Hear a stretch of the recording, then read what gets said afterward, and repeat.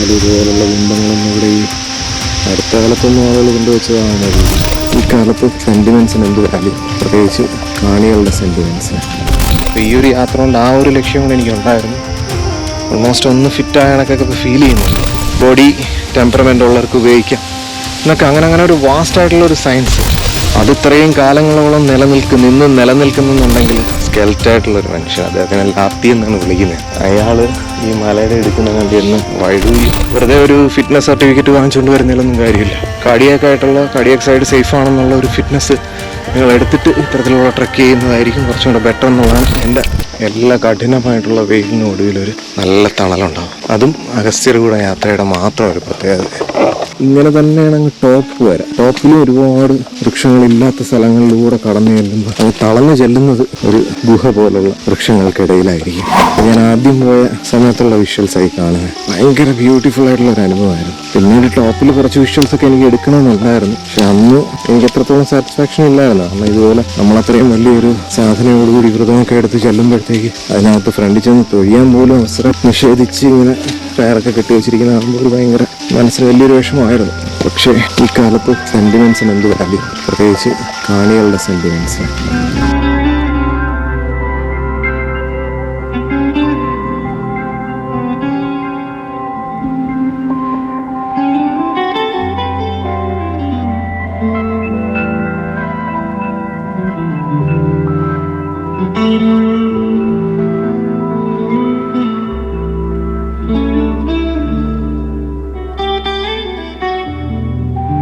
അവർ പറയുമായിരുന്നു പണ്ടെങ്ങാണ്ട് ഇവിടെ ഒരു സ്കെൽറ്റായിട്ടുള്ളൊരു മനുഷ്യൻ, അദ്ദേഹത്തിനെ ലാത്തി എന്നാണ് വിളിക്കുന്നത്. അയാൾ ഈ മലയുടെ എടുക്കുന്ന കണ്ടിരുന്ന് വൈഡൂര്യം തപ്പിപ്പോയി അത് പൊട്ടിച്ചെടുക്കുക എന്തോ ചെയ്തെന്ന് തോന്നുന്നു. അങ്ങനെ അയാളെ പേരിൽ അറിയപ്പെടുന്ന സ്ഥലമാണ് ഈ ലാത്തിമൊട്ട. ഈ ലാത്തിമൊട്ടയിൽ നിന്ന് ഏതാണ്ട് 2 കിലോമീറ്റർ ഉണ്ട് ബേസ് ക്യാമ്പിലേക്ക്.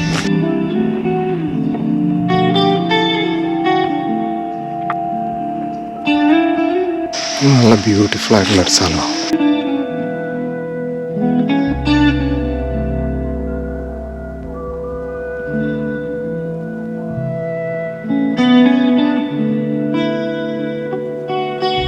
ഇതുപോലുള്ള ബിംബങ്ങളൊന്നും ഇവിടെ ഈ അടുത്ത കാലത്തൊന്നും ആളുകൾ കൊണ്ടുവച്ചതാണ് അറിയില്ല.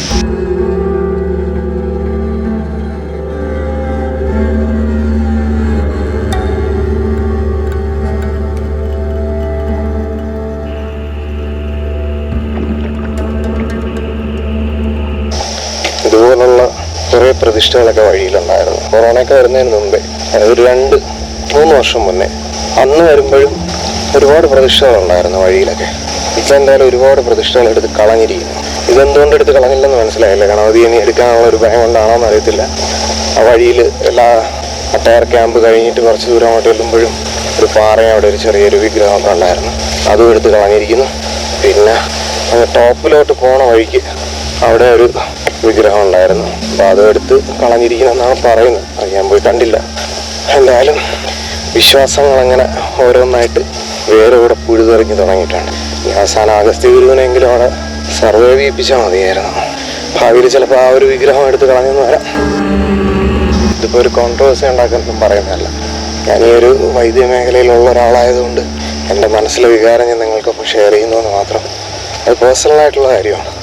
അത് ഓരോരുത്തരുടെയും ഉള്ളിലുള്ള സെൻറ്റിമെൻറ്റ്സാണ്. അതുകൊണ്ടാണ് ഞാനിതിനൊരു സർക്കാസ്റ്റിക് വേയിൽ പറഞ്ഞത്. അന്നേ എനിക്കിത് വളരെ വിഷമം തോന്നിയൊരു കാര്യമാണ് ഈ യാത്രയിൽ വന്ന് ഈ കാഴ്ചകളൊക്കെ കാണുമ്പോൾ. ഇൻ ഫ്യൂച്ചർ എന്തായാലും ഇതൊരു പിൽഗ്രിം സെൻറ്റർ അല്ല, അല്ലെങ്കിൽ ഒരു പിൽഗ്രിം വോയേജ് അല്ല, പൂർണ്ണമായിട്ട് ഒരു മോഡേൺ ഡേ ട്രെക്കിംഗ് സ്പോട്ടായിട്ട് ട്രാൻസ്ഫോം ആവും. So let's see what's future. പക്ഷെ ഒന്നേ എനിക്ക് പറയാനുള്ളൂ, ഇതൊക്കെ ഒരു സിംബോളിക് വേർഷൻസ് ആണ്. നേച്ചറുമായിട്ട് മനുഷ്യനെ കണക്ട് ചെയ്യിപ്പിക്കാൻ അല്ലെങ്കിൽ മോർ സിങ്ക്രണൈസ്ഡ് ആക്കാനുള്ള ചില സിംബോളിക് വേർഷൻസ് ആണ് ത്രൂ ദിസ് ദ ചാനൽസ്. അതായത് ഇതാണ് ഒരു എൻട്രി പോയിന്റ്സ് എന്ന് നമുക്ക് വേണമെങ്കിൽ പറയാം. അപ്പോൾ ഈ ഐഡൽസ് എല്ലാം ഒരു സിംബോളിക് വേർഷൻസ് എന്ന് തന്നെയാണ് ഞാനും വിശ്വസിക്കുന്നത്.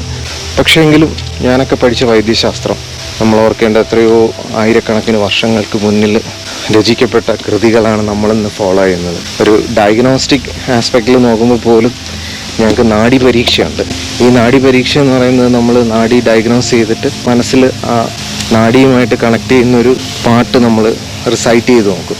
അപ്പോൾ ഈ പാട്ട് റിസൈറ്റ് ചെയ്യുമ്പോൾ പാട്ടിലാണ് അതിൻ്റെ സിംറ്റംസും പർട്ടിക്കുലർ സിംറ്റംസ് വെച്ചിട്ട് ഒരു ഡിസീസിനെ ഡയഗ്നോസ് ചെയ്യുന്നതായിരുന്നാലും ആ ഡിസീസിനെ ഡയഗ്നോസ് ചെയ്ത് കഴിഞ്ഞാൽ ആ ഡിസീസിന് എന്ത് മെഡിസിൻസ് വേണം, ഓരോരോ മെഡിസിൻസിൽ തന്നെ ഓരോരോ പോയംസ് ഉണ്ട്.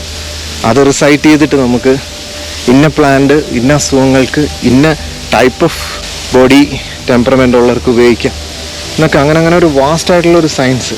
അത് ഇത്രയും കാലങ്ങളോളം നിലനിൽക്കുന്നുണ്ടെങ്കിൽ ഇത്തരത്തിലുള്ള ഐഡൽസോ അല്ലെങ്കിൽ സിംബൽസോ ഇങ്ങനെയുള്ളതിനെയൊക്കെ നശിപ്പിച്ച് കളയാമെന്നുള്ളതേ ഉള്ളൂ.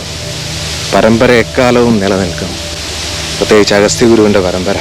അതിനെപ്പറ്റി പറയുന്നതും ever since human life existed on earth this science started it's existence എന്നാണ്.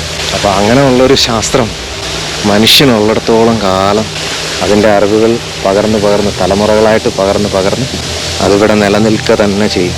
അതിനില്ലാതാക്കാൻ ഒരു ശക്തികൾക്കും കഴിയത്തില്ല. ഓൺലി തിങ് ഇങ്ങനെയുള്ള കുറേ ടെമ്പററി ആയിട്ടുള്ള നശീകരണങ്ങൾ നടത്താം എന്നുള്ളത് മാത്രം ഈ ഒരു ചിത്രശലഭം.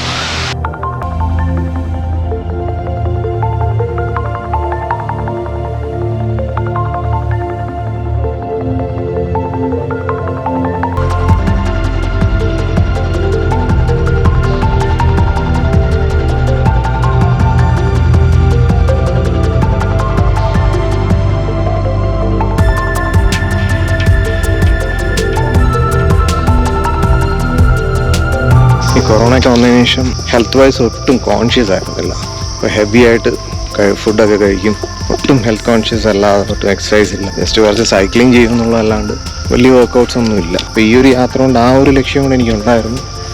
ഓൾമോസ്റ്റ് ഒന്ന് ഫിറ്റായ കണക്കൊക്കെ ഇപ്പോൾ ഫീൽ ചെയ്യുന്നുണ്ട്. സോ ഇതെനിക്ക് ക്യാരി ഓവർ ചെയ്ത് കുറച്ചും കൂടെ ബെറ്റർ ആകാൻ കഴിഞ്ഞാൽ നെക്സ്റ്റ് ടൈം മകനോടൊപ്പം ഒന്ന് വരാൻ കഴിയുമായിരിക്കും.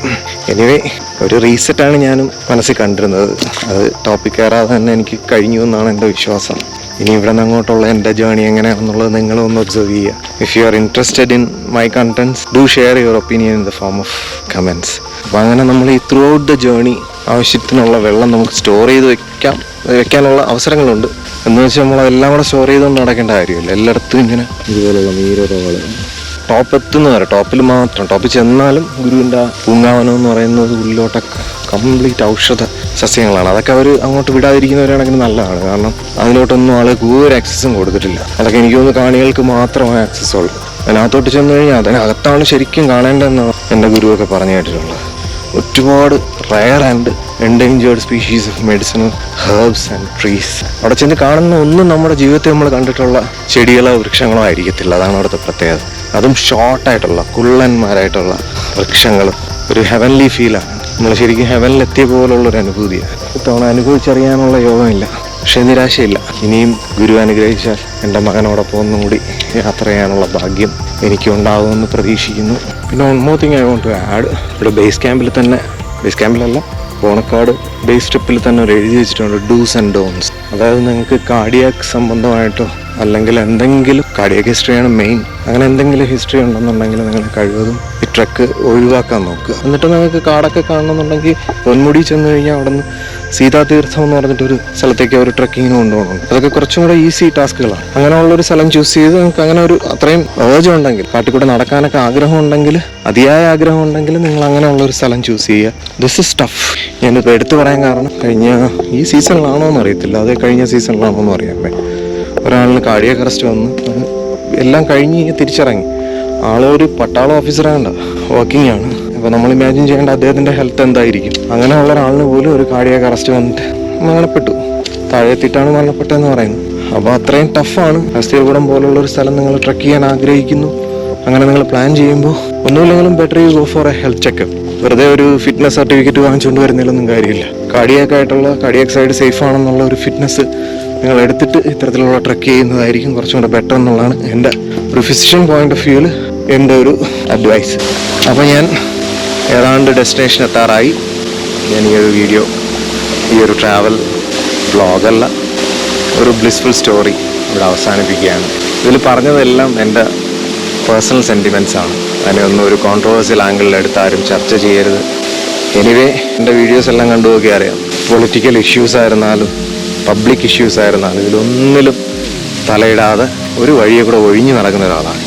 പക്ഷേ ഇത് എൻ്റെ ശാസ്ത്രവും ഞാൻ ഫോളോ ചെയ്യുന്നൊരു പരമ്പരയുടെയും കൂടെ ഒരു ഭാഗമായതുകൊണ്ട് ഞാൻ എത്രയെങ്കിലും പറഞ്ഞില്ലെങ്കിൽ എന്തോ മനസ്സിനെന്തോ ഒരു എവിടെയൊക്കെ ഒരു നോവായത് അവശേഷിക്കും. അതുകൊണ്ട് മാത്രമാണ് ഞാൻ ഈ ഒരു വീഡിയോയിലൂടെ എൻ്റെ ഈ ഒരു ദുഃഖവും മനസ്സിലെ വിതുമ്പലും ഒക്കെ നിങ്ങൾക്കൊപ്പം ഷെയർ ചെയ്തത്. സോ ഇതുപോലെ മറ്റൊരു ബ്ലിസ്ഫുൾ സ്റ്റോറി ആയിട്ടോ അല്ലെങ്കിൽ ഒരു ബ്ലിസ്ഫുൾ ജേർണി ആയിട്ടോ നമുക്ക് വീണ്ടും കാണാം. Thank you for watching. Thank you for supporting me.